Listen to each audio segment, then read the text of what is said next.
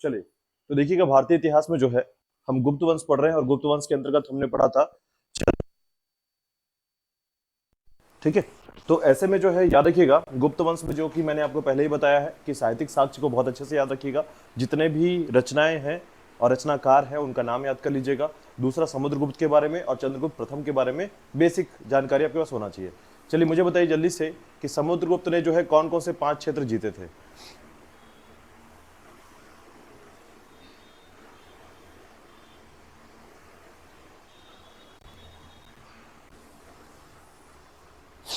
जल्दी से बताइए, समुद्रगुप्त ने जो है, कल हमने पढ़ा था 5 क्षेत्र कौन कौन से थे। अगर आपको याद हो तो हमने इसको ऐसे याद रखा था कि उत्तर भारत आर्यवत क्षेत्र, दक्षिण भारत दक्षिणापथ क्षेत्र।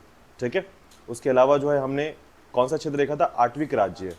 आठविक राज्य देखा था, सामंतिक जो आपका जो सीमांत राज्य थे उनके बारे में पढ़ा था हमने। ठीक है, और विदुषी राज्य पढ़ा था, यानी विदेशी राज्य पढ़ा था। 5 राज्य है, सरल सा है, बस आप अगर नहीं पढ़ेंगे तो कहानी खत्म है यहीं पर।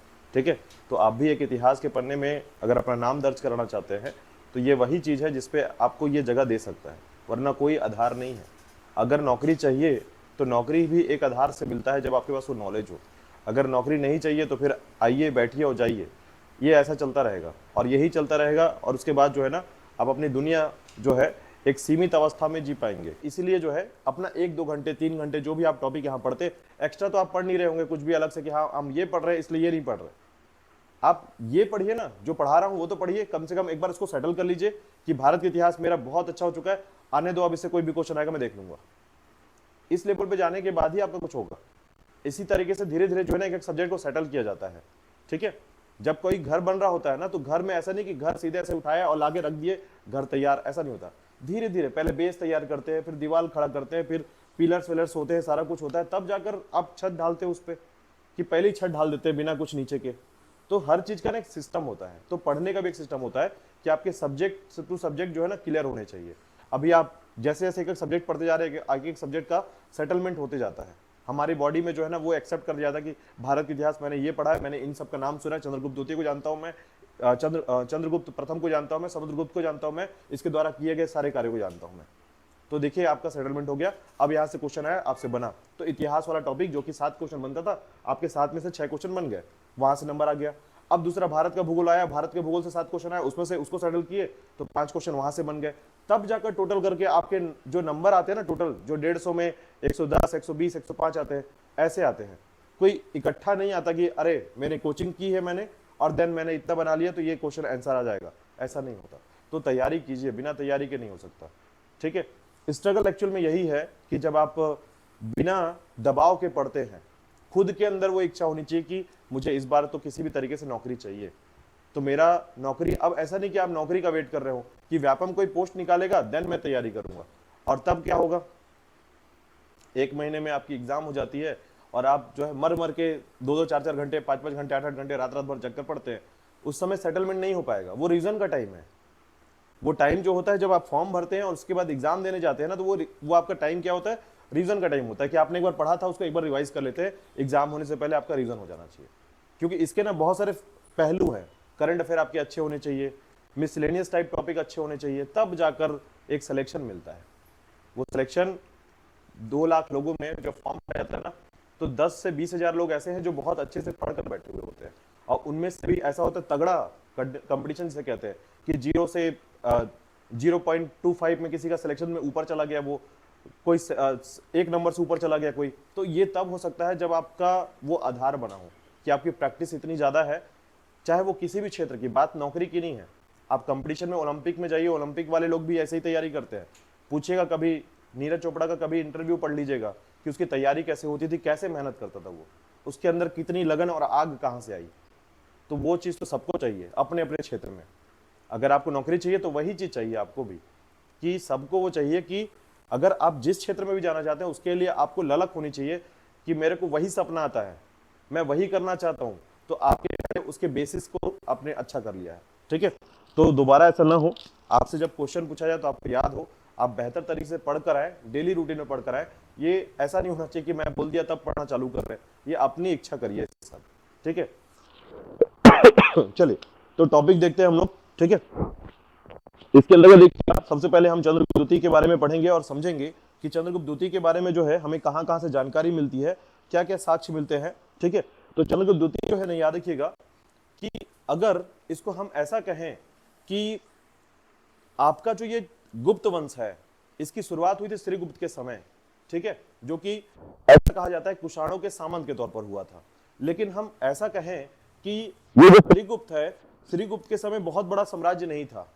साम्राज्य की शुरुआत कहां से मानी जाती है, तो याद रखिएगा चंद्रगुप्त प्रथम से मानी जाती है। चंद्रगुप्त प्रथम जब आया तो इसने जो है उत्तर प्रदेश और बिहार के क्षेत्र को अच्छे से विस्तार कर लिया और एक बड़ा राज्य जो है स्थापित कर लिया इसने। इसके बाद जो है समुद्रगुप्त आया, इसने और बड़ा काम किया। और क्या किया इसने, तो याद रखिएगा कश्मीर से लेकर आपके नर्मदा नदी तक का विस्तार कर लिया इसने, ठीक है। अब जो है चंद्रगुप्त द्वितीय आता है, याद रखिएगा, तो गुजरात के वल्लभी से आपके जो पश्चिम बंगाल है, बंगाल का क्षेत्र जो है वहां तक इसने विस्तार कर लिया था। यानी समझिए कि ये तीन पैरेलल जो नाम है ना, चंद्रगुप्त प्रथम, समुद्रगुप्त और उसके बाद चंद्रगुप्त द्वितीय, इसने जो है अपने स्तर पर गुप्त साम्राज्य को स्थापित करने में एक से बढ़कर एक कदम बढ़ाते हुए जो है अपना साम्राज्य बनाया था, ठीक है। अब चंद्रगुप्त द्वितीय के बारे में 2 से 3 बातें ध्यान रखिएगा। पहला, इसके साक्ष्य के बारे में देखते हैं, देखिएगा, ठीक है। तो सबसे पहले तो मैंने कल बताया था कि इसने उपाधि क्या क्या धारण की थी, याद रखिएगा, इसकी उपाधि थी देवगुप्त, देवराज और विक्रमादित्य, ठीक है। और दूसरी बात याद रखिएगा, इसने ये जो राजधानी है गुप्त वंश का वो कहां था, पाटलिपुत्र में था। लेकिन एकमात्र शासक गुप्त वंश का जिसने दूसरा राजधानी भी बनाया था, ठीक है। अभी तक क्या चल रहा था, पाटलिपुत्र चल रहा था, लेकिन पाटलिपुत्र के बाद याद रखिएगा कौन आ गया था, तो दूसरा राजधानी आ गया था, उज्जैनी आ गया था, ठीक है। तो इसे उज्जैन या उज्जैनी के नाम से जाना जाता है, याद रखिएगा। तो चंद्रगुप्त द्वितीय के समय जो है एक दूसरा राजधानी भी बना था, याद रखिएगा, दूसरा राजधानी ट्रांसफर नहीं हुआ है ना, ध्यान रखिएगा। मैं ये नहीं कह रहा कि पाटलिपुत्र से राजधानी कहां ट्रांसफर हुआ, ऐसा नहीं कह रहा। मैं ये कह रहा हूं कि पाटलिपुत्र के अलावा जो है उज्जैन भी एक राजधानी बना दिया गया, तो दूसरा राजधानी आपका बन गया था, ठीक है। अब इसी के बाद देखिएगा, इसके संबंध में 3 बातें हम ध्यान देंगे।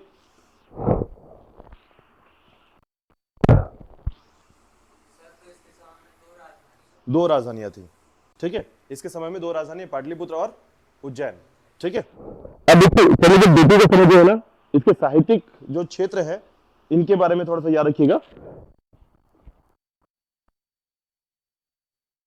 आपको याद रखिएगा रामगुप्त के बारे में, ठीक है। तो देखिएगा इसके साहित्यिक अभिलेख के बारे में बात करते हैं।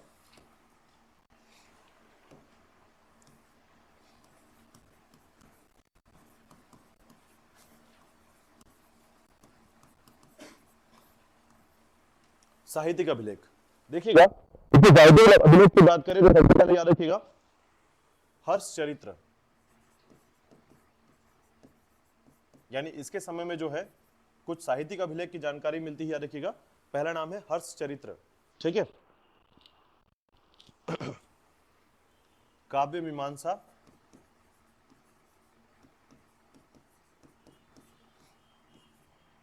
काव्य मीमांसा, ठीक है। इसके अलावा जो है याद रखिएगा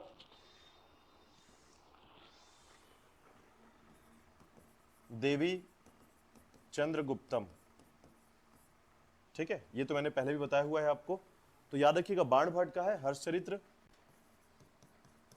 बाण भट्ट का हर्षचरित्र, ठीक है। राजशेखर का क्या है, काव्य मीमांसा है, याद रखिएगा, ठीक है। इसी प्रकार याद रखिएगा कि विशाख दत्त का देवी चंद्रगुप्तम, लेकिन ध्यान रखिएगा एक और ताम्रपत्र की जानकारी मिलती है, ठीक है। विशाख दत्त का देवी चंद्रगुप्तम, और उसके बाद एक ताम्रपत्र है, याद रखिएगा, ताम्रपत्र, ठीक है। तो एक ताम्रपत्र है, याद रखिएगा, जिसे अमोघ वर्ष का ताम्रपत्र कहा जाता है, राष्ट्रकूट शासक के तौर पर जो है इसे जाना जाता है, ठीक है। ताम्रपत्र क्या होता है, याद रखिएगा। तो जैसे देखिए क्या होता है, आज हम लोग जो भी रिकॉर्ड रखना चाहते हैं वो कॉपी पे लिखते हैं, पेज पे लिखते हैं, वो रिकॉर्ड हमारे पास सेव रहता है। कंप्यूटर का जमाना है, डेटा हम सेव कर लेते हैं। उस समय जो है याद रखिएगा कॉपर के प्लेट्स हुआ करते थे, पतले पतले, ठीक है। तो कॉपर के जो प्लेट्स होते थे, याद रखिएगा, उसमें हम कॉपर के प्लेट्स में जो है जो भी डेटा लिखना है हम लिख देते थे और ये लंबे समय तक सेव रह पाता था। इसी को कहते हैं ताम्रपत्र, ठीक है। तो ताम्रपत्र याद रखिएगा किसका, राष्ट्रकूट वंश का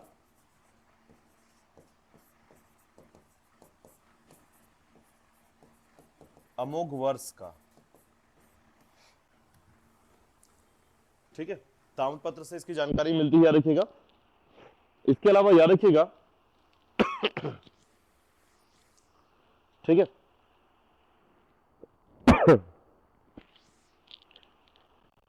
995 के समय जो है, सॉरी 795 के समय जो है ये ताम्रपत्र की जानकारी मिलती है।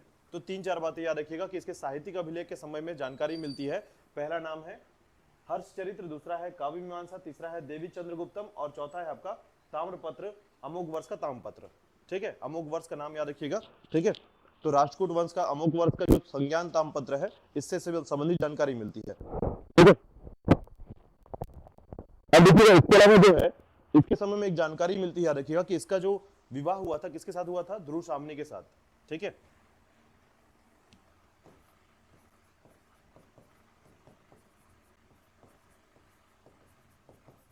और ये कौन है, इसके लिए आपको कल का वीडियो देखना पड़ेगा कि ध्रुव सामनी कौन है, ठीक है। तो ध्रुव सामनी जो है, याद रखिएगा, ये रामगुप्त की पत्नी थी, ठीक है, इसकी भाभी थी जिससे इसका विवाह होता है, ठीक है। अभी इसके साम्राज्य विस्तार की कहानी को सुनिएगा। साम्राज्य विस्तार जो है इसका कहां से कहां तक था, यहां तक की बातें समझ में आ गई आपको चंद्रगुप्त द्वितीय के बारे में। याद रखिएगा इसकी सीढ़ी जो है ना, गुप्त वंश की जो सीढ़ी है वो बढ़ते क्रम पर है। यानी चंद्रगुप्त प्रथम ने क्या किया था, स्थापित किया, बिहार उत्तर प्रदेश जैसे क्षेत्र में अपना क्षेत्र विस्तार किया। समुद्रगुप्त ने जो है कश्मीर तक बातें पहुंचा दी, दक्षिण में नर्मदा तक पहुंचा दी। चंद्रगुप्त द्वितीय आएगा तो उधर गुजरात फैल जाएगा और उसके बाद जो है इधर पश्चिम बंगाल तक चला जाएगा, यानी बंगाल तक चला जाएगा। तो इस तरीके से विस्तार होता है, याद रखिएगा। तो इस समय जो है ना, इसका जो राज्य विस्तार है इसके बारे में याद रखिएगा।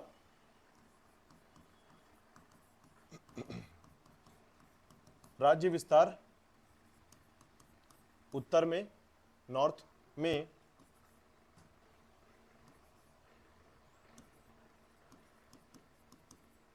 हिमालय के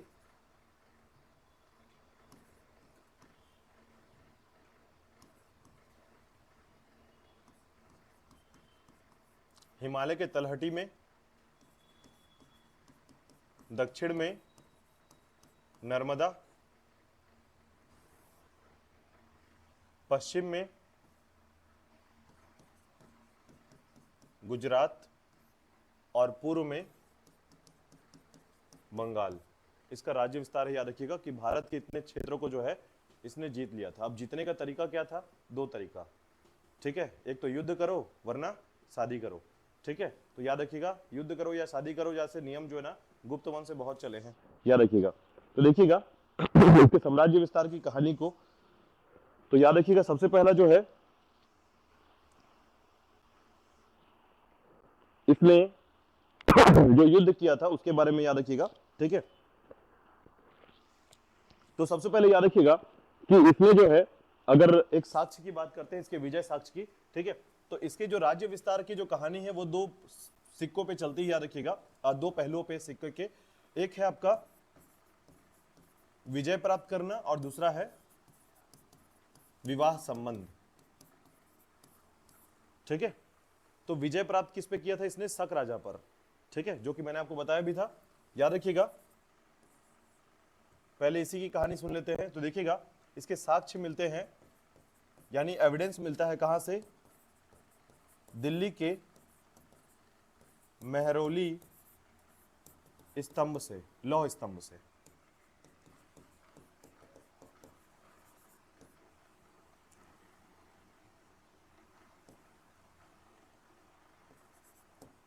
ठीक है।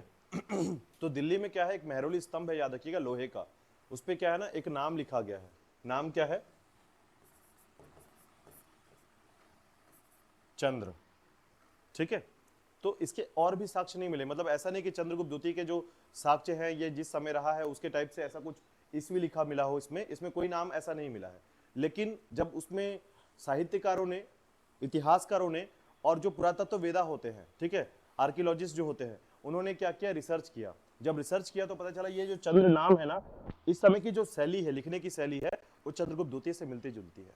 यानी उस समय की शैली और इस समय की शैली मिल रही थी, तो ऐसा माना गया कि जो चंद्र नाम मिला है वो किसका है, चंद्रगुप्त द्वितीय का है। ठीक है, तो ये केवल साक्ष्य के तौर पर क्या माना गया है, अभी वर्तमान का रिसर्च ने इसको प्रूव किया है बस, इसके लिखित रूप से कोई जानकारी नहीं मिली है कि ऐसा नहीं कि हाँ दिल्ली के मेहरौली में लौह स्तंभ है वो चंद्रगुप्त द्वितीय ने बनवाया था, ऐसा कोई जानकारी नहीं है। ठीक है, लेकिन एक बात ध्यान रखिएगा, इसकी लिखावट यानी शैली टेक्निक्स जो है, ठीक है, जो रिटन टेक्निक्स होते हैं याद रखिएगा, उसको देखकर यह बोला जाता है कि ये जो है चंद्र, ये कहां से है, चंद्रगुप्त द्वितीय का है। ठीक है, तो ये बात जरूर ध्यान रखिएगा, आप ब्रैकेट में लिख लीजिएगा कि इसके साक्ष्य नहीं मिले हैं, परंतु चंद्र शब्द लिखने के जो तरीके हैं, शैली है, ये चंद्रगुप्त द्वितीय के समय के मिलते जुलते हैं। ठीक है,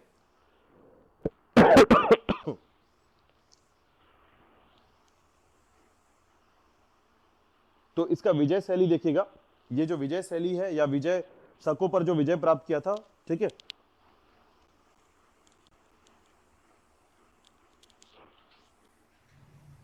तो याद रखिएगा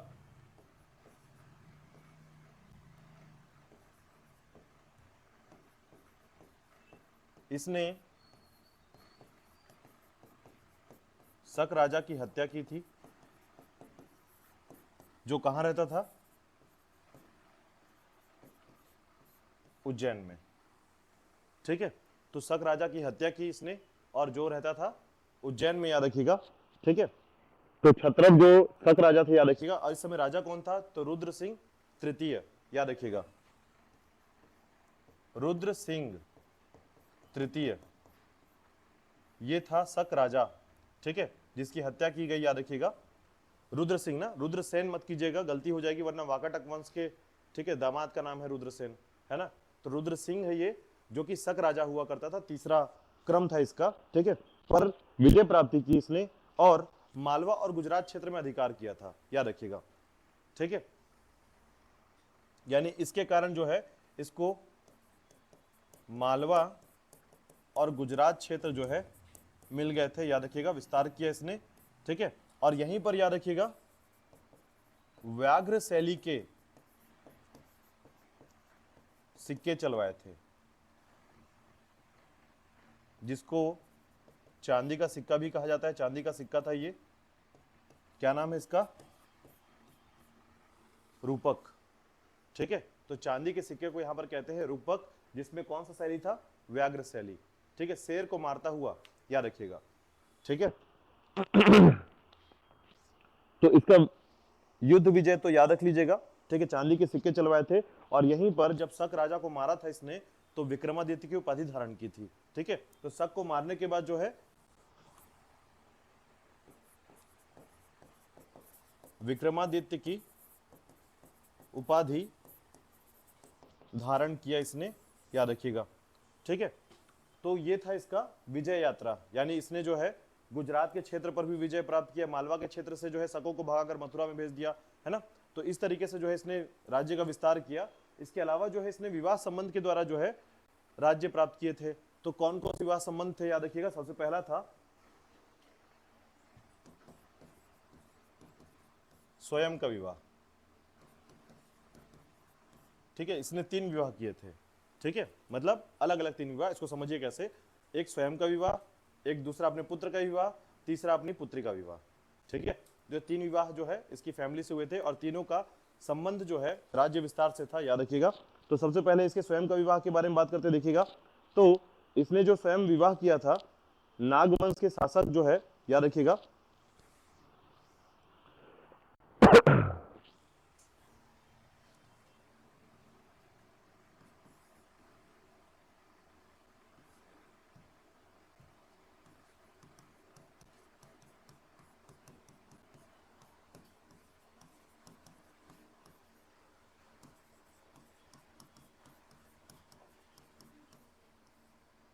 कुबेर नागा से। ठीक है, तो याद रखिएगा, तो ये जो नागवंश की राजकुमारी थी कुबेर नागा,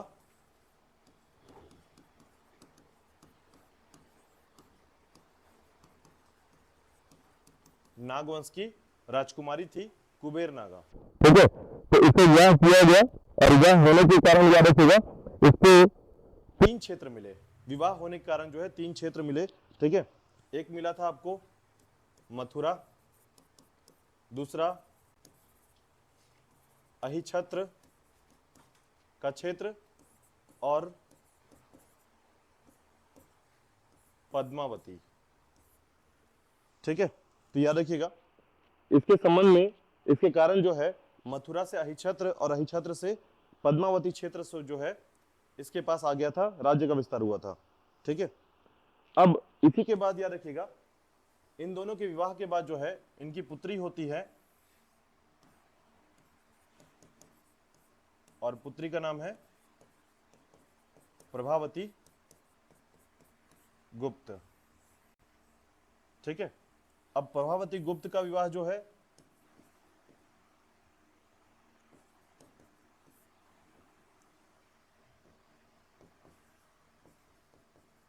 वाकाटक नरेश रुद्रसेन के साथ, रुद्रसेन द्वितीय के साथ।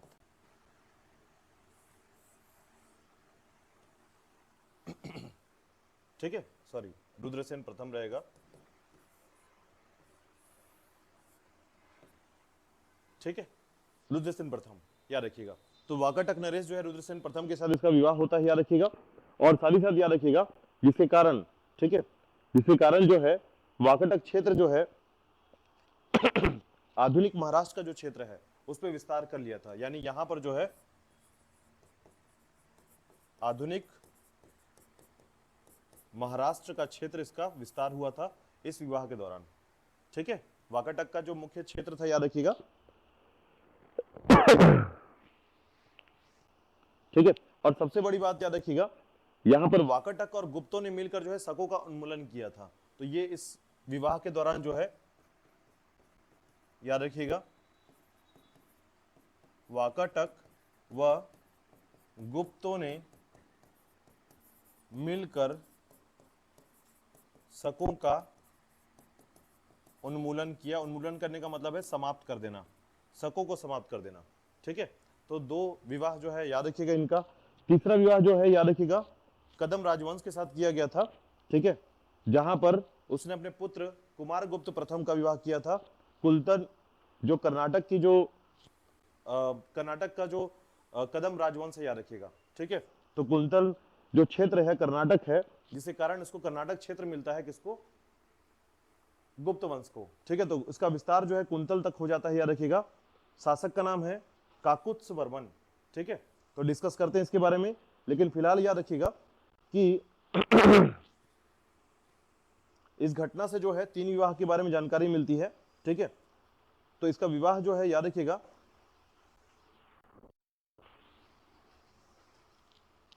ठीक है, तो ये याद रखिएगा पहला कि चंद्रगुप्त द्वितीय का जो विवाह हुआ वो कुबेर नागा से हुआ, ये याद रखिएगा। ठीक है, दूसरा याद रखिएगा, अच्छा ध्रुव सामनी को मत भूलिएगा, ध्रुव सामनी भी इसकी पत्नी है। ठीक है, लेकिन उसके अलावा जो है इसने राज्य विस्तार के तौर पर जो है और भी विवाह किए थे जिसमें कुबेर नागा का नाम आता है, और इसी की पुत्री होती कौन, प्रभावती गुप्त।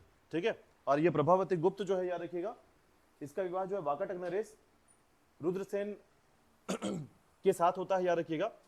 और रुद्रसेन जो है ना, सबसे इंपॉर्टेंट यहां पर बात याद रखिएगा कि रुद्रसेन की मृत्यु होती है, जिसके कारण प्रभावती गुप्त जो है वाकाटकों का, ठीक है, सिंहासन चलाती है।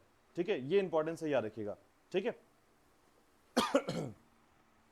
इसके बाद याद रखिएगा कि वाकाटक और गुप्तों ने मिलकर क्या किया था, शकों का उन्मूलन किया था, ये भी याद रखिएगा। ठीक है, अब इसी के बाद देखिएगा तीसरा जो विवाह है वो है कदम राजवंश के साथ संबंध था। तो इसमें याद रखिएगा कि कदम राजवंश में जो शासक रहा है काकुत्स वर्मन। ठीक है, नाम है काकुत्स वर्मन, तो याद रखिएगा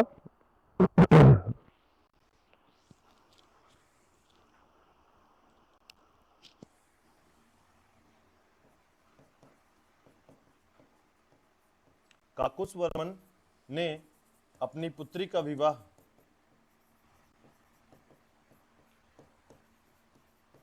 कुमारगुप्त प्रथम से किया था।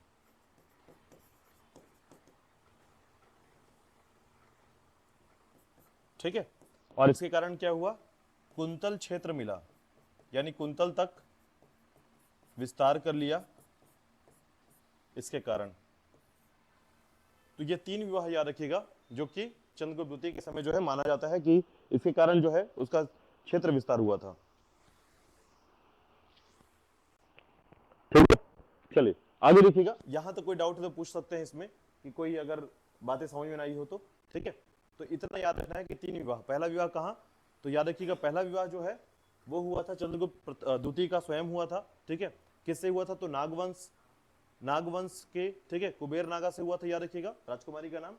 अपनी पुत्री का विवाह किया इसने वाकाटक नरेश के साथ। और तीसरा याद रख लीजिएगा कि अपने पुत्र का विवाह किया इसने कुंतल नरेश के साथ, कुंतल के काकुत्स वर्मन की पुत्री से। ठीक है, काकुत्स वर्मन की पुत्री से, याद रखिएगा। ठीक है, चलिए इसके बाद देखिएगा कला व साहित्य में योगदान। ठीक है, कला और साहित्य में योगदान। याद रखिएगा कि चंद्रगुप्त द्वितीय का जो समय है वो भारत के, ठीक है, भारत के लिए जो है कला और साहित्य का स्वर्ण युग कहलाता है। चंद्रगुप्त द्वितीय का समय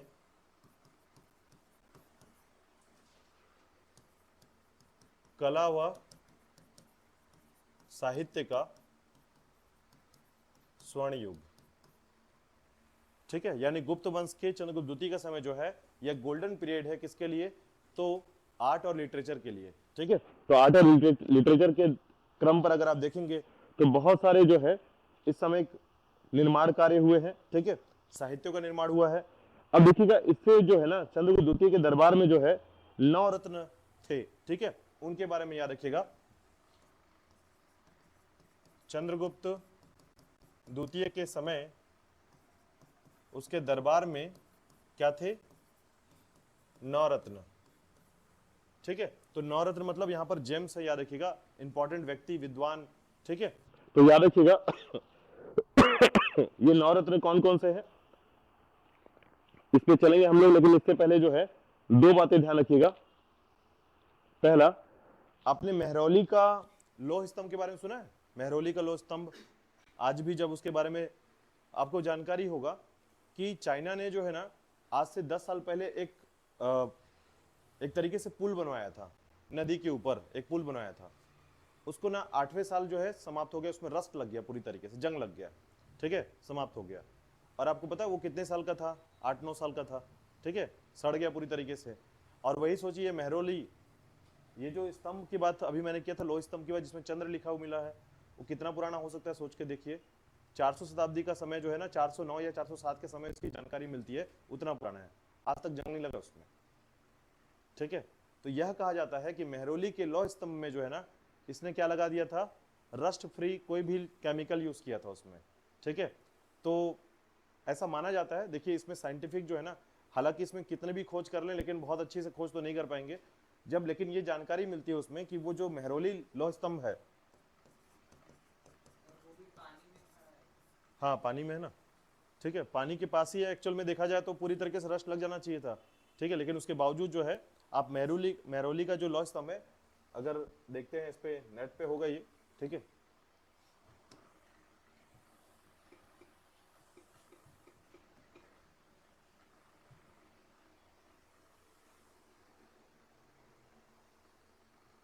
ये दिख रहा है। ठीक है, तो ये जो है याद रखिएगा, पास में ही आपको ये स्तंभ दिखेगा। तो ये जो स्तंभ है याद रखिएगा, मेहरौली का लौह स्तंभ कहलाता है ये। ठीक है, अब ये जो मेहरौली का लौह स्तंभ है, तो आप इसको देख सकते हैं कि ये कितना पुराना है। ये दिख रहा है, ये इस पिक्चर को भी देख के आपको समझ में आ जाएगा कि ये कितना पुराना है। ठीक है, उनके साथ वाले जो है ना गायब हो चुके हैं अब। ठीक है, कब के, तो उसमें भी जो है इस स्तंभ के बारे में जब जानकारी मिलती है तो आपको पता चलेगा कि इसमें कहा जाता है चंद्रगुप्त द्वितीय ने जो है ना, जो जंग विरोधी या जंग रोधी जो है ना कुछ लेप लगा दिया था। उसके बाद आज तक जो है, और वो लेप क्या होता है आज तक हमको भी नहीं पता चला है। हमको भी नहीं पता कि वो लेप कौन सा लेप है जो जंग विरोधी होता है, वरना हम भी अपने घर पे लगा लिए होते, है ना। सब सरकार भी यूज कर रही होती, दूसरे सरकार भी यूज कर रही होती, दूसरा देश भी यूज कर रहा होता। ठीक है, क्योंकि आपको पता होगा कि हमारे पूरे बिजनेस का या पूरे भारत का सबसे बड़ा जो कमजोरी है पूरे देश का, इवन सभी देश का, हम क्या करते हैं, बिजनेस करते हैं, लोहे का बिजनेस करते हैं, निर्माण का कार्य करते हैं। आपको पता होगा डेप्रिसिएशन समझते होंगे आप लोग। जैसे हम कोई गाड़ी खरीदते हैं, मान लीजिए 1 लाख की गाड़ी खरीद लिया हमने, तो जैसे ही शोरूम से बाहर निकलता है फिर उसका डेप्रिसिएशन कट जाता है, मतलब 20% 10% कट के खत्म हो गया। तो फिर आप 1 साल चला लेंगे उस गाड़ी को, तो फिर क्या बोलते हैं, घिस गया गाड़ी, कम होता है, रेट कम हो जाता है। तो लोहे के साथ तो और बुरा होता है, क्योंकि साल में सोचिए कितने सारा लोहा जो है एक साथ जंग लगता होगा। पूरे भारत का अगर कंपेयर करेंगे तो समझिए कितना परसेंट हमको लॉस होता है। हम बिजनेस में मान लीजिए 100% कमा रहे हैं, तो 20% 80% हमेशा जो है वो जितना कुछ भी कर लीजिए आप, उसका 20% कभी भी रोक नहीं सकते। ये नुकसान है हर देश को, याद रखिएगा। तो ऐसा पता चल जाए कि ऐसा कोई चीज बना लें जिसमें आप उसमें जंग ना लगे, तो और लोहे जैसी मजबूती दे दे, तो है ना। तो ये स्थिति समझिएगा। तो इसमें पता चला कि 98% जो है ना आयरन होता है, 98% आयरन है। और इसमें फास्फोरस का प्रयोग करके जो है इसमें एक लेप लगाया गया था, ठीक है। तो 98% जो है आपका आयरन है। ऑक्सीजन के साथ जैसे ही वो क्रिया करता है, फास्फोरस क्रिया करता है, अपने आप जो है ना एक प्रकार का लेयर चढ़ जाता है इसमें। जैसे पानी पड़ता है, पानी पड़ने के साथ एक लेयर बन जाता है, और उसके बाद जो है इसमें जंग नहीं लग सकता, ठीक है। तो इस प्रकार के वैज्ञानिकों ने रिसर्च करके पता चला इसमें, ठीक है। चलिए वापस आते हैं। तो याद रखिएगा मेहरौली का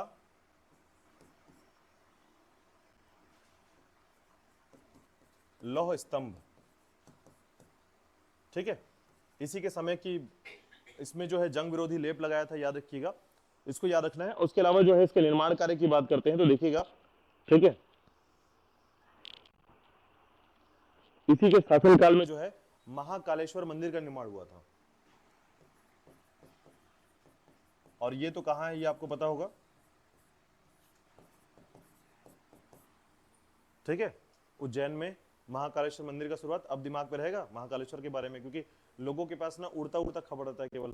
तो अगर हम कोई पर्टिकुलर जगह जाते हैं और हमारे पास नॉलेज होता है ना, तो बड़ा उत्साह पैदा होता है कि हाँ हमें पता है कि चंद्रगुप्त द्वितीय के समय जो है ये बना था, ठीक है। तो याद रखिएगा। दूसरा एक सबसे इंपॉर्टेंट चीज और याद रखिएगा, ठीक है,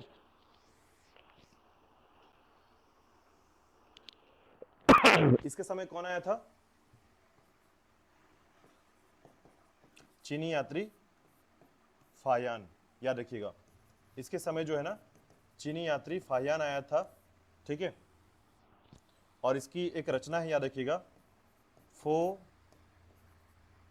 क्यो की, फो क्यो की, ठीक है, ये रचना का नाम है, याद रखिएगा, ठीक है। अब चाइनीज रचना है तो थोड़ा सा ऐसे ही चलना पड़ेगा। तो फो क्यो की, ठीक है, पुस्तक है, याद रखिएगा। अपने यात्रा वृत्तांत को इसमें लिखा था, जिसमें चंद्रगुप्त द्वितीय के बारे में इसने लिखा था। अब देखिएगा इसके 9 रत्न के बारे में थोड़ा सा याद रखिएगा। इसके 9 रत्न कौन कौन से थे, ये परमानेंट याद रखिएगा। मतलब मैं बोलूंगा कि चंद्रगुप्त द्वितीय के विवाह संबंध को अगर आप भूल जाते हैं तो कोई बात नहीं, लेकिन इसके 9 रत्न को प्रॉपर याद रखिएगा कि कौन कौन से इसके 9 रत्न थे, ठीक है।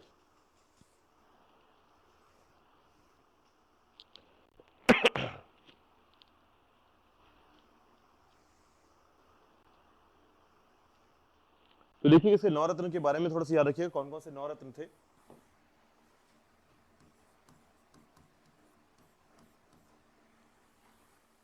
ठीक है, तो देखिएगा इसके समय में आपने एक नाम सुना होगा जो काफी बार जो है आपने कहानी छोटे में काफी कहानी सुनी होगी, विक्रम बेताल सुना है। एक भूत जो पीछे बैठ जाता था, बार बार कहानी एक सुनाता था, फिर उसके बाद एक क्वेश्चन पूछता था, जैसे क्वेश्चन का आंसर देता था वो और वापस उड़ के चले जाता था, ठीक है। तो ये जो कहानी है ना, एक्चुअल में इस कहानी का पूरा अर्थ आपको यहाँ पर समझ में आ जाएगा कि एक्चुअल वो कहानी इसी चंद्रगुप्त द्वितीय के संबंध में बनाई गई थी और उसी के संबंध में ये लिखा गया, क्योंकि इसका एक मंत्र, यानी कि अगर ऐसा कहें कि जो बैताल है वो एक्चुअल में एग्जिस्ट करता है, याद रखिएगा, एग्जिस्ट करता है, वो कहां पर, इसके 9 रत्न में से एक है, ठीक है। तो एक एक करके आप समझेंगे, ठीक है। तो सबसे पहले देखिए जिनका नाम आप पहले से जानते हैं उनके बारे में बात करेंगे। तो याद रखिएगा कालिदास,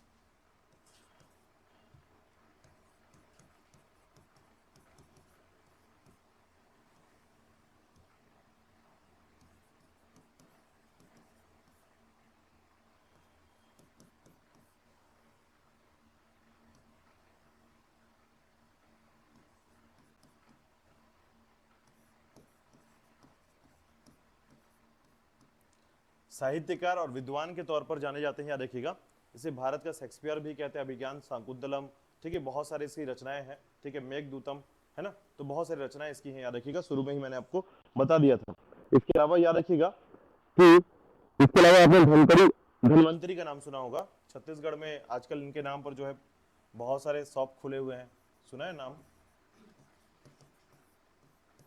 कौन से शॉप खुले हैं? Medical shop. तो इसका मतलब है किस क्षेत्र से होंगे? चिकित्सा के क्षेत्र से, याद रखिएगा। ठीक है, तो आयुर्वेद चिकित्सा के पुस्तक लिखा है इन्होंने, याद रखिएगा।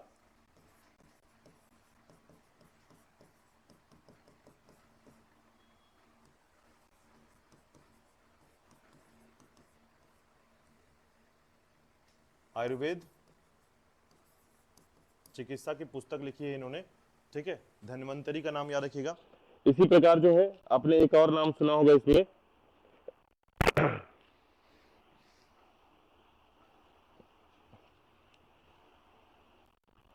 चलिए बेताल भट्ट का ही नाम सुन लेते हैं। बेताल भट्ट,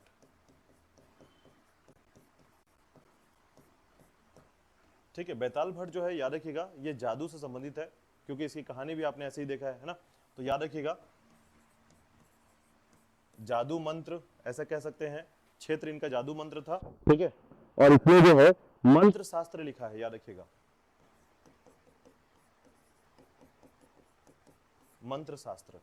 ठीक है, बेताल भट्ट। इसके अलावा जो है आप याद रखिएगा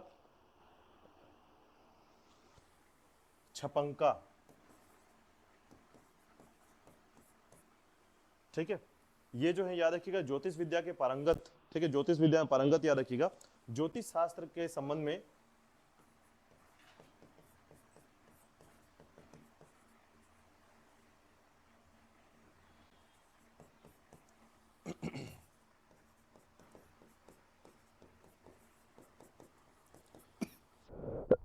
ज्योतिष शास्त्र। ठीक है, याद रखिएगा। 5 और देखते हैं। इसके बाद नाम आता है अमर सिंह का। ठीक है, अमर सिंह, याद रखिएगा। अमर सिंह का अमर कोश सुना होगा आपने। ठीक है, तो अमर कोश ये कौन है? तो याद रखिएगा भाषा या शब्दों के लिए। ठीक है, इनकी जो सबसे वैल्यू है, याद रखिएगा, शब्द रचना कोश। शब्द रचना कोश, इन्होंने पुस्तक लिखा है एक, अमर कोश। ठीक है, अमर शब्द कोश भी कहते हैं, याद रखिएगा। तो अमर कोश या शब्दावली, याद रखिएगा ये नाम। इसे वोकैबुलरी पुस्तक भी कहते हैं। ठीक है, ये वोकैबुलरी है एक्चुअल में, देखिएगा अमर कोश के नाम से जाना जाता है। तो अमर कोश नाम कहीं मिले तो याद रखिएगा वो क्या है? एक वोकैबुलरी पुस्तक है। और किसने लिखा है? अमर सिंह ने लिखा है। ठीक है उसी प्रकार याद रखिएगा वराह मिहिर। वराह मिहिर, याद रखिएगा। ठीक है, बृहद संहिता लिखा है इन्होंने। और किस क्षेत्र में है ये? ज्योतिष विज्ञान क्षेत्र में।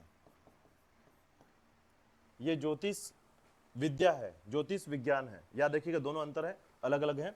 तो ज्योतिष विज्ञान के क्षेत्र में याद रखिएगा। और सबसे बड़ी बात जो है, इन्होंने क्या लिखा है? बृहद संहिता, बृहद संहिता। ठीक है, इसके अलावा देखिएगा नेक्स्ट नाम आता है इसमें, जिसमें वरुचि। वरुचि,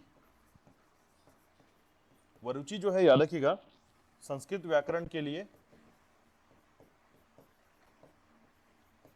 फेमस है। इन्होंने एक व्याकरण की पुस्तक बनाई है, याद रखिएगा, व्याकरण की पुस्तक। ठीक है, व्याकरण के लिए। इसके लिए याद रखिएगा नेक्स्ट है शंकु। और शंकु जो है याद रखिएगा वास्तुकला से संबंधित है। वास्तुकला। ठीक है, इन्होंने लिखा है, याद रखिएगा, शिल्प शास्त्र।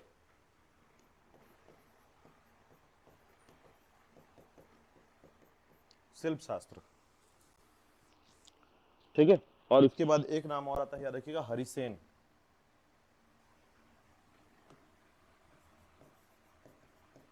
और ये एक कवि रहे हैं, हरिसेन। ठीक है, हरिसेन एक कवि हैं, याद रखिएगा। और इनकी पुस्तक जो है ना, जिसका नाम ही है कविता। हाँ, नहीं वो नहीं है। हाँ, वो बहुत अभी मतलब आधुनिक काल वाले हैं। ठीक है, ये चंद्रगुप्त द्वितीय के समय के हैं। ठीक है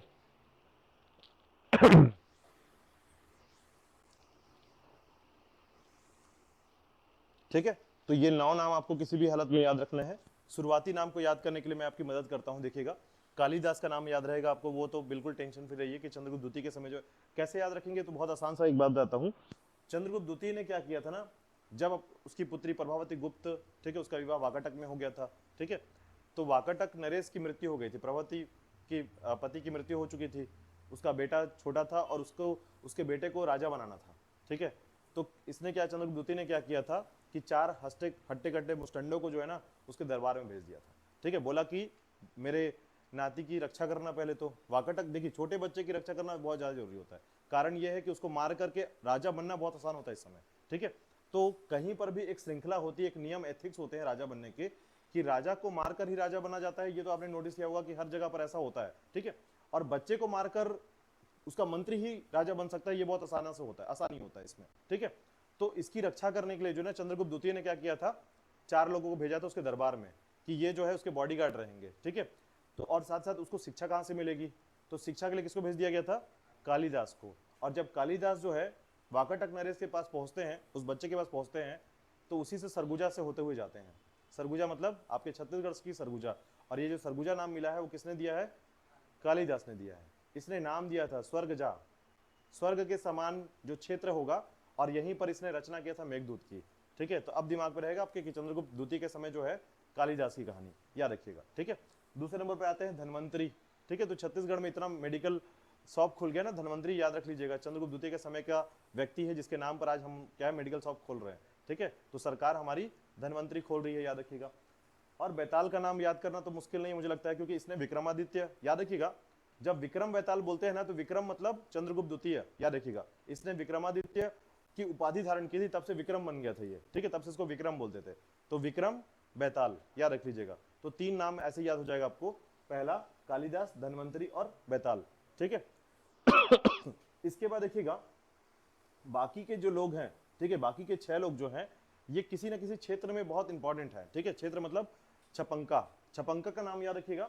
तो ज्योतिष में 2 लोग हैं, एक वराह मिहिर और छपंका, ठीक है।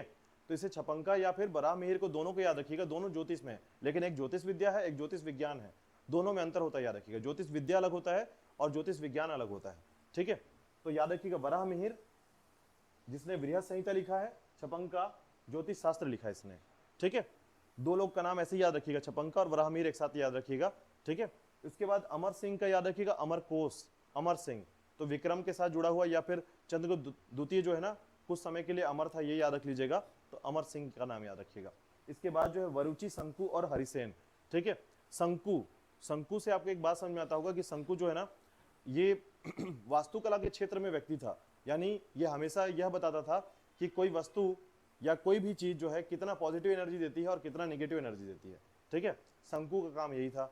वरुचि याद रखिएगा, तो वरुचि का जो है ना व्याकरण से संबंधित है, आज भी वरुचि के कुछ पुस्तक आते हैं, याद रखिएगा, खासकर संस्कृत से जुड़े हुए। कभी आपने नोटिस किया होगा एनसीईआरटी में जब 5th 6th के संस्कृत की पुस्तक देखेंगे, जो भी आपका स्टैंडर्ड वाला होगा 9th का या 7th का या 6th का, तो उसमें आपको दिखेगा संस्कृत की पुस्तक का नाम के नीचे लिखा रहेगा वरुचि, लिखा मिल जाएगा आपको, ठीक है।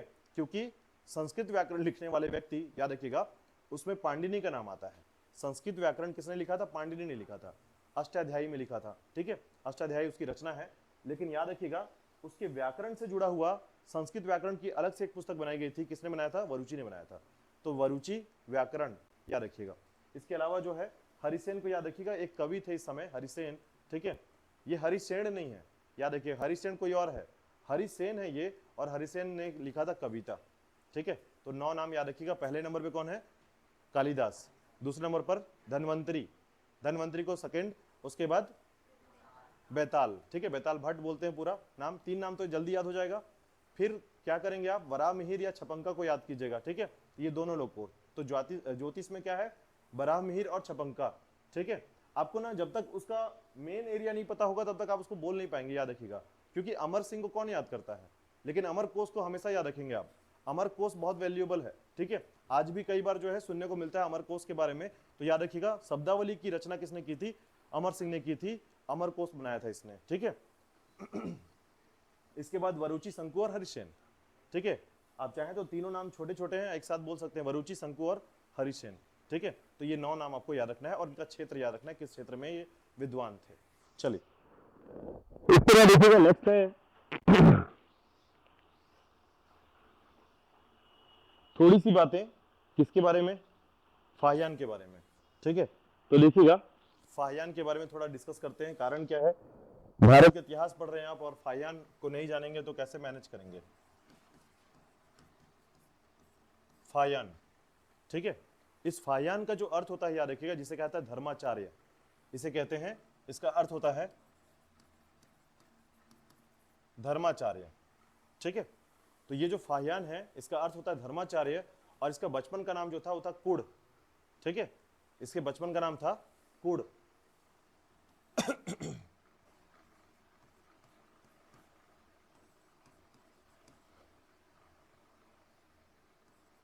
बचपन में इसको बोलते थे कुड़। ठीक है, हो सकता है ये अच्छा नाम हो, बट हमारे लिए तो हमें नहीं पता कि कुड़ जो शब्द है वो क्या है। ठीक है, क्योंकि होता क्या है कि कई बार देशों के नामों के अपेक्षा जो है ना, हमारे लिए हमको सरल नाम ज़्यादा पसंद है। ठीक है, तो ऐसे में जो कुड़ नाम मिल गया तो फिर तो बड़ा दिक्कत हो जाएगा, लोग मजाक बना देंगे। लेकिन फाहियान का नाम बचपन का था पहले कुड़। ठीक है, अब इसके बारे में याद रखिएगा, 3 बातें हम डिस्कस करेंगे इसके बारे में। ठीक है, तो पहला बचपन का नाम आपने पढ़ लिया है। दूसरा जो है इसके भारत आने का कारण देखिएगा। ठीक है, तो भारत आने का कारण जो था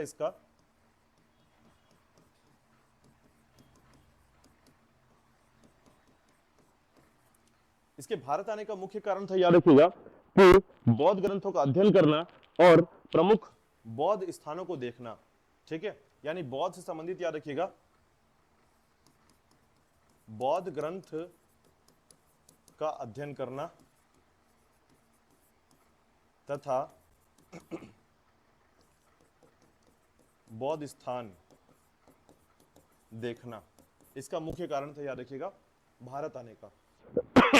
वही याद रखिएगा, इसने जो भारत में भ्रमण किया, ठीक है,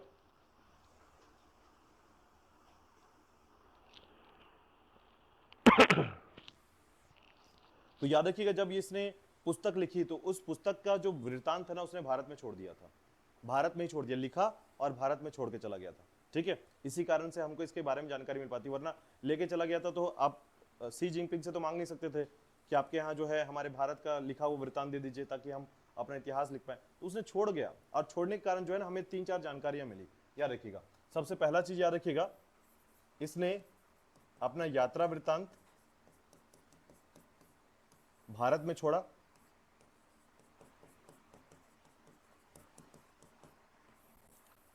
जिसमें जानकारी मिलती है, याद रखिएगा, सबसे पहला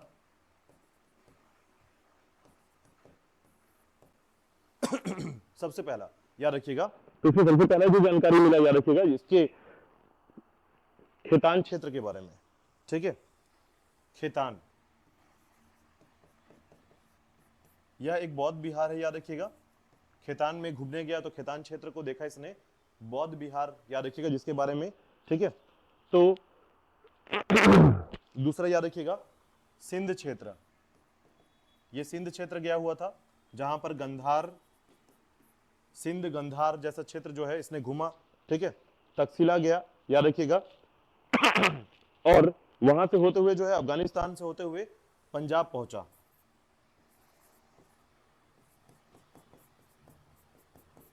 अफगानिस्तान और उसके बाद पंजाब और उसके बाद मध्य क्षेत्र, और जब यह मध्य क्षेत्र पहुंचा तो यहां पर किसका शासन था, चंद्रगुप्त द्वितीय का शासन था इस समय। ठीक है, तो ये सारे जगह जो है घूमा था इसने, याद रखिएगा, इसका क्षेत्र था। ठीक है, और जब ये खेतान जाता है, याद रखिएगा, यहीं पर एक गोमती विहार है। ठीक है, गोमती विहार, तो यहां भी इसने जो है अपनी यात्रा पूरी की थी, याद रखिएगा।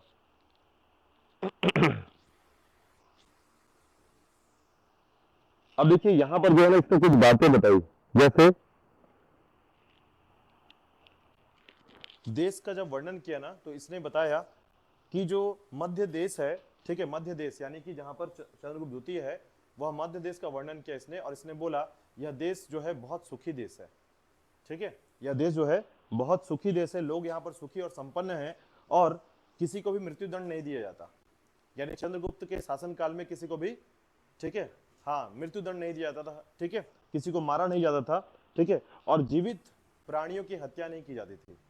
आज जैसे हमारे यहाँ चलता है ना, एक बाजार है जो मुर्गे का बाजार है, मछली का बाजार है, बकरे का बाजार है, ठीक है, उस समय, इसके समय में जो है किसी प्रकार के जीवित प्राणी की हत्या नहीं की जाती। प्राणी मतलब जानवर, तो किसी प्रकार के जानवर की हत्या नहीं की जाती थी चंद्रगुप्त द्वितीय के समय, यह बताया जाता है, ठीक है। ब्राह्मण धर्म का पालन किया जाता था, या ब्राह्मणों का देश था, ये माना जाता है कि इस समय जो है ना ब्राह्मणों का देश कहलाता था ये, ठीक है। साथ ही साथ याद रखिएगा कि इस समय जो है मांस मदिरा, ठीक है, प्याज लहसुन का सेवन नहीं किया जाता था। मतलब ये कहा जाता है कि इसके समय में मांस मदिरा और प्याज और लहसुन का सेवन नहीं होता था, खासकर चंद्रगुप्त के शासन काल में, जो कि इसको जानकारी मिलती फाहियान से, ठीक है। और याद रखिएगा जो भी लोग इसका सेवन करते थे उसको चंडाल कहा जाता था, ठीक है। तो चंडाल जो है, याद रखिएगा, सेवन करने वाले लोग को फाहियान ने बताया है, ठीक है। और ये लोग कहाँ रहते थे, तो गांव से बाहर इनका अलग क्षेत्र हुआ करता था, ठीक है। मतलब इनको बहिष्कृत करके बाहर रख दिया जाता था कि अगर आप इसमें मांस मदिरा का सेवन करते हैं तो आप चंडाल हैं और आप गांव से बाहर रहेंगे, ठीक है। और उसके अलावा याद रखिएगा यहां पर जो है किसी, अच्छा, खरीदने के लिए क्या होता था, तो याद रखिएगा इसमें जो है ना खरीदने के लिए कौड़ियां, सिक्के प्रचलित थे इस समय में, तो कौड़ियां भी चलती थी और सिक्के भी चलते थे, ठीक है। बूचड़ खाना और मदिरालय नहीं हुआ करता था, ठीक है। बूचड़ खाना तो जानते हैं आप सभी लोग, तो याद रखिएगा बूचड़ खाना और मदिरालय नहीं हुआ करता था, ऐसा फाहियान के स्टेटमेंट में आता है, याद रखिएगा, ठीक है। क्लियर? तो ये याद रखिएगा चंद्रगुप्त द्वितीय का समय, इतनी सारी बातें आपको ध्यान रखनी है। अब कोई क्वेश्चन है तो पूछ सकता है चंद्रगुप्त द्वितीय के बारे में। कौन से? हाँ, ये तो चीनी में ही लिखेगा ना, हाँ, चीनी में ही लिखा जाएगा, ठीक है। अब मैंने क्या अनुवाद करके आपको बताया है, ठीक है, वरना इसकी किताब का नाम तो हम कुछ अलग लिखते, ठीक है, लेकिन इसका किताब का नाम था फो क्यू की, ठीक है। तो फो क्यू की जो है फाहियान की किताब का नाम है, जिसने उसने अपनी डायरी में लिखा था, ठीक है। इतना याद रखिएगा। चलिए नेक्स्ट देखिएगा, इसके बाद आता है 415 से 455 तक कुमारगुप्त का समय।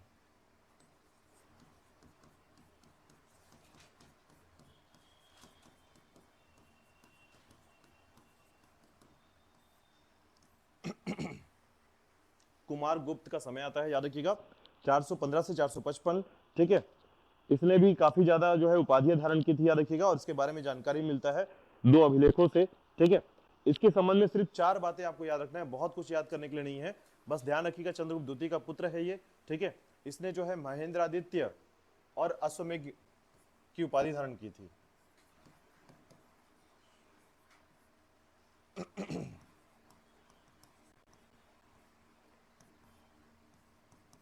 महेंद्रादित्य,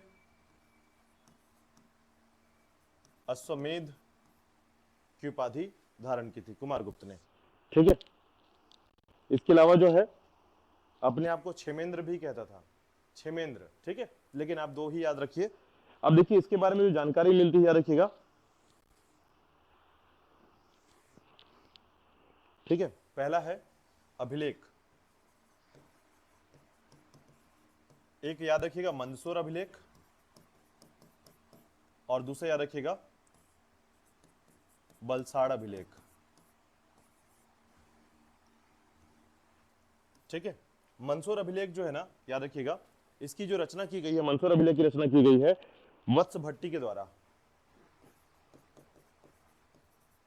वत्स भट्टी के द्वारा, और यह एक प्रशस्ति है, प्रशस्ति, ठीक है, यानी प्रशंसा का एक राइटिंग, ठीक है, यानी प्रशंसा किया गया इसमें, याद रखिएगा। तो वत्स भट्टी ने लिखा है किसके बारे में? कुमारगुप्त के बारे में, याद रखिएगा, ठीक है। तो कुमारगुप्त का जो व्यवस्थित सुशासन था वो मंदसौर अभिलेख में लिखा गया है, याद रखिएगा। और बिलसाड़ अभिलेख या बलसाड़ अभिलेख, याद रखिएगा, इसमें कुमारगुप्त के वंशावली की जानकारी मिलती है,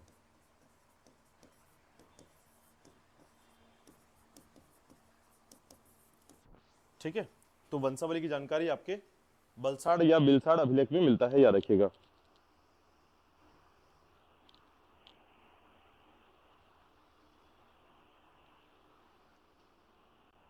ठीक है। अब देखिए इसकी जो एक जो स्थापना है वो सबसे इंपॉर्टेंट है, याद रखिएगा। कौन से विश्वविद्यालय की स्थापना कराई थी इसने? नालंदा विश्वविद्यालय। लेकिन अब जो है ना ये क्वेश्चन नहीं पूछा जाता है, ऐसा याद रखिएगा। इसके नालंदा विश्वविद्यालय के संस्थापक के तौर पर जाना जाता है, याद रखिएगा। अब पूछा जाता है कि नालंदा विश्वविद्यालय बौद्ध धर्म के किस शाखा से संबंधित है। ठीक है, यानी अब का क्वेश्चन ऐसा है कि बौद्ध धर्म के किस शाखा का अध्ययन नालंदा विश्वविद्यालय में होता था। ठीक है, इस लेवल पर याद रखिएगा। पहले होता था कि ऐसा कि पूछ लिया गया कि नालंदा विश्वविद्यालय कौन बनाया है। ठीक है, लेकिन ध्यान रखिएगा तो नालंदा विश्वविद्यालय में याद रखिएगा कि नालंदा जो विश्वविद्यालय है इसमें महायान शाखा का अध्ययन होता है।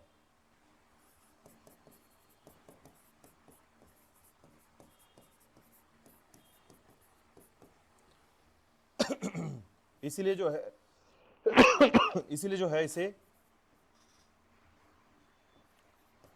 ऑक्सफोर्ड ऑफ महायान कहा जाता है। ऑक्सफोर्ड ऑफ महायान नालंदा को। ठीक है,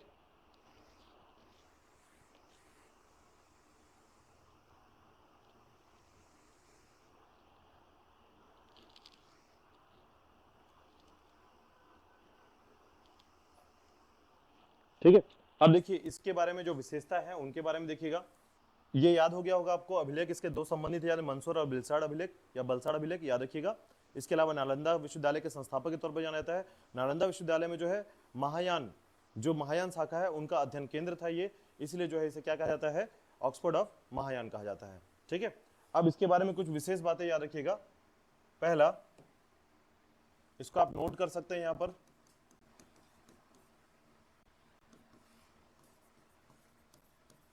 सर्वाधिक अभिलेख, गुप्त वंश में सर्वाधिक अभिलेख इसी के प्राप्त हुए हैं, याद रखिएगा।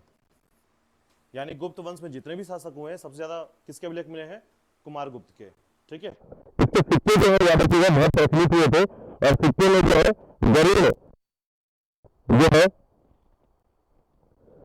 गरुड़ के स्थान पर, सिक्कों में गरुड़ के स्थान पर मयूर का सिक्का या मयूर का अंकन मिलता है। ठीक है, याद रखिएगा। यानी पहले क्या चल रहा था, समुद्रगुप्त के समय गरुड़ का सिक्का चल रहा था। ठीक है, चंद्रगुप्त द्वितीय के समय भी चला, लेकिन इसके समय याद रखिएगा उस गरुड़ का फोटो हट गया वहां से और किसका लग गया, मयूर का। ठीक है,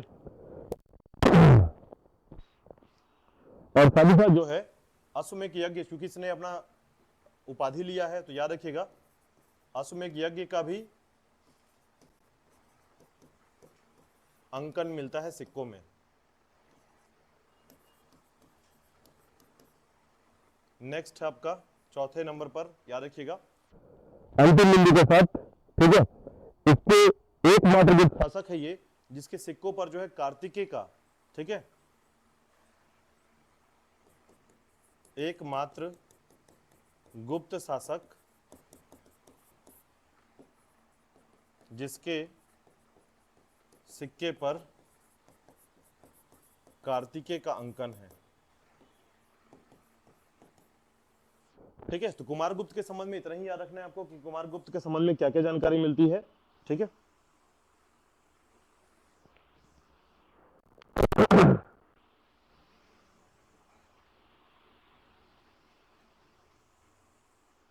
चलिए इसके बाद देखिएगा स्कंदगुप्त का समय 455 से 467 ईस्वी तक का। यहां तो कोई डाउट तो नहीं है। कुमारगुप्त के बारे में 3 से 4 बातें याद रखिएगा। कुमारगुप्त के समय 2 अभिलेख प्राप्त होते हैं। ठीक है, एक आपका मंसूर और दूसरा बलसाड़ या बिलसाड़ भी कहते हैं। इसके अलावा जो है याद रखिएगा नालंदा विश्वविद्यालय ही इंपॉर्टेंट है इसमें सबसे ज्यादा। नालंदा विश्वविद्यालय के संस्थापक के तौर पर याद रखिएगा इसको। ठीक है, और दूसरी बात कि नालंदा विश्वविद्यालय में किसका अध्ययन होता था या किसका अध्ययन केंद्र था, महायान शाखा का। ठीक है, इसके अलावा याद रखिएगा सबसे ज्यादा गुप्त वंश का जो अभिलेख है वो किसका मिला है, कुमारगुप्त का मिला है। उसके अलावा याद रखिएगा सिक्कों में गरुड़ के स्थान पर किसका जगह बन गया है, मयूर का। इसके अलावा याद रखिएगा अश्वमेध यज्ञ का अंकन मिला है इसके सिक्कों में। और अंतिम बिंदु पे याद रखिएगा कि इसके सिक्के में जो है ना कार्तिकेय का, ठीक है, कार्तिकेय तो सभी जानते हैं आप लोग, है ना, तो कार्तिकेय का अंकन मिलता है, याद रखिएगा। चलिए नेक्स्ट देखिएगा, इसके बाद आते हैं स्कंदगुप्त।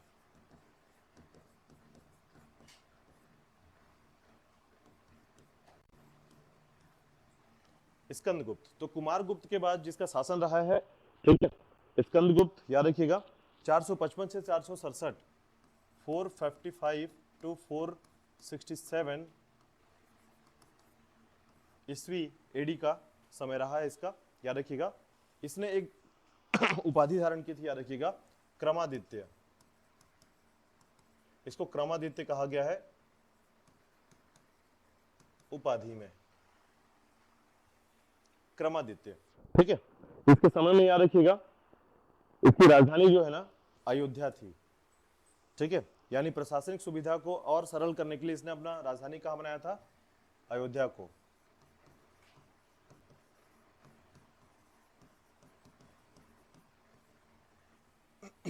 अयोध्या प्रशासनिक सुविधा हेतु, ठीक है। इसके अभिलेख याद रखिएगा जो आपको याद रखना है, ठीक है, 3 अभिलेख। पहला, एक नाम याद रखिएगा भीतरी अभिलेख,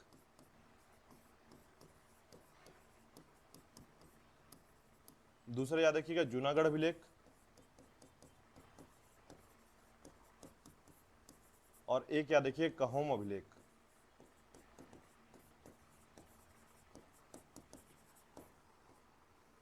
भीतरी, जूनागढ़ और कहोम अभिलेख, इससे संबंधित अभिलेख है, याद रखिएगा, ठीक है।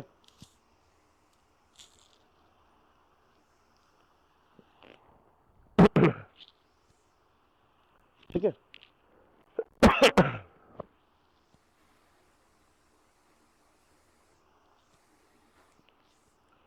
तो याद रखिएगा भीतरी अभिलेख, दूसरा जूनागढ़ अभिलेख और तीसरा कहोम अभिलेख, ठीक है।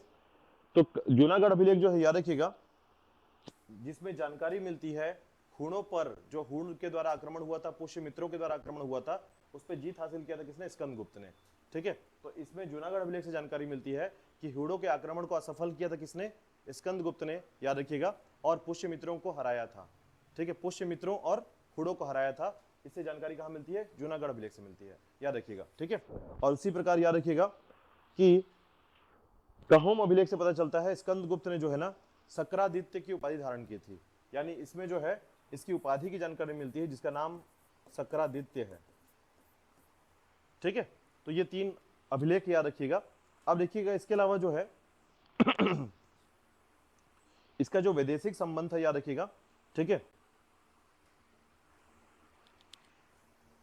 विदेशिक संबंध,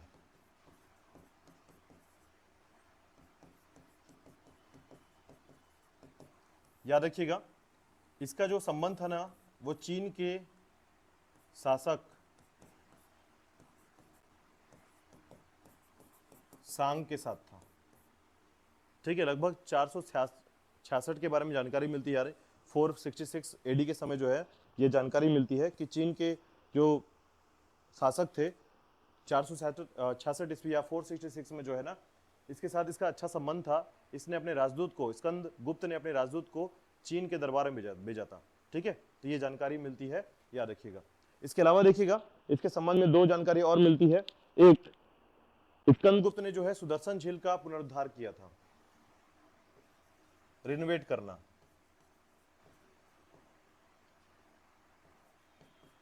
सुदर्शन झील का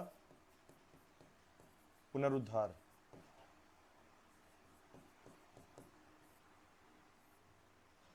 ये सौराष्ट्र में स्थित है, याद रखिएगा, गुजरात के सौराष्ट्र में स्थित है ये झील, ठीक है।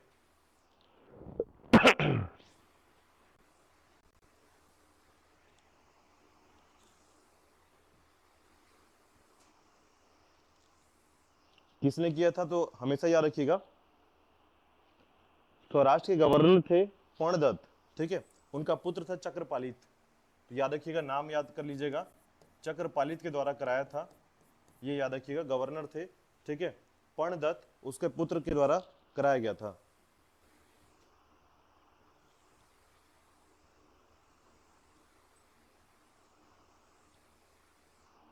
और उसके बाद याद रखिएगा हूणों का आक्रमण, हूणों का आक्रमण, ठीक है। हूणों का आक्रमण सबसे पहले किसके समय हुआ था, स्कंदगुप्त के समय हुआ था, और इसने क्या किया था, उनको हरा दिया था, ये याद रखिएगा। और जैसे ही हुड़ों का आक्रमण होता है, गुप्त साम्राज्य जो है धीरे धीरे अब पतन की ओर आगे बढ़ जाता है। यहीं से वो धीरे धीरे पतन होना चालू होते हैं, याद रखिएगा, हुड़ों के आक्रमण के बाद। ठीक है,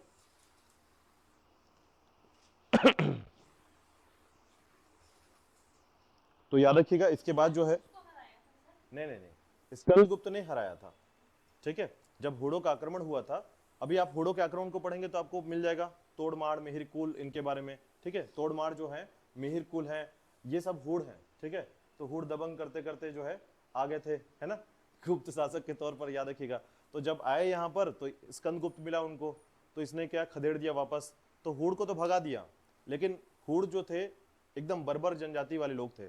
बर्बर, बर्बर समझते हैं ना, एकदम जैसे अभी आपने बाहुबली देखा था, कालिके का फैमिली देखा था उसमें। ठीक है, मारो काटो खा लो। ठीक है, तो वैसे ही हुड़ भी हुआ करते थे, याद रखिएगा।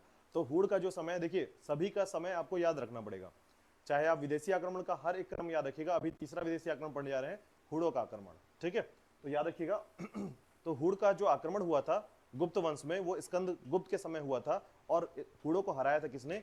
स्कंदगुप्त ने। ठीक है, तो ये परमानेंट क्वेश्चन पूछा था, याद रखिएगा। यही एक क्वेश्चन सबसे ज्यादा पूछा जाता है, स्कंदगुप्त का समय। ठीक है, स्कंदगुप्त से ना कोई क्वेश्चन इंपॉर्टेंट नहीं है, यही पूछा जाता है, याद रखिएगा, हुड़ों का आक्रमण किसके शासनकाल में हुआ है। ठीक है, इसके बाद देखिएगा परवर्ती समय में, अच्छा हुड़ों के आक्रमण को थोड़ा डिटेल में पढ़ना है, तो कल हम हुड़ों के आक्रमण को पढ़ने वाले हैं। ठीक है, तो कल का टॉपिक रहेगा, लेकिन उससे पहले याद रखिएगा उसके बाद कौन कौन से शासक आए, परवर्ती, गुप्त शासक, केवल नाम याद रखिएगा कि परवर्ती यानी कि स्कंदगुप्त के बाद जो है कौन कौन शासक बना था, वो याद रखना है आपको। ठीक है, तो स्कंदगुप्त के बाद याद रखिएगा धीरे धीरे जो है ना गुप्त वंश जो है अब पतन की ओर आगे बढ़ा, और पतन होते होते जो है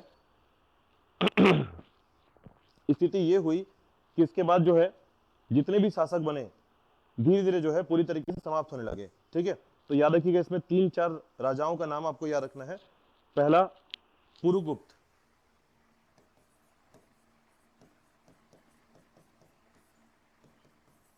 ठीक है, पुरुगुप्त, स्कंदगुप्त के बाद पुरुगुप्त, याद रखिएगा। इसके बाद आता है कुमारगुप्त, द्वितीय,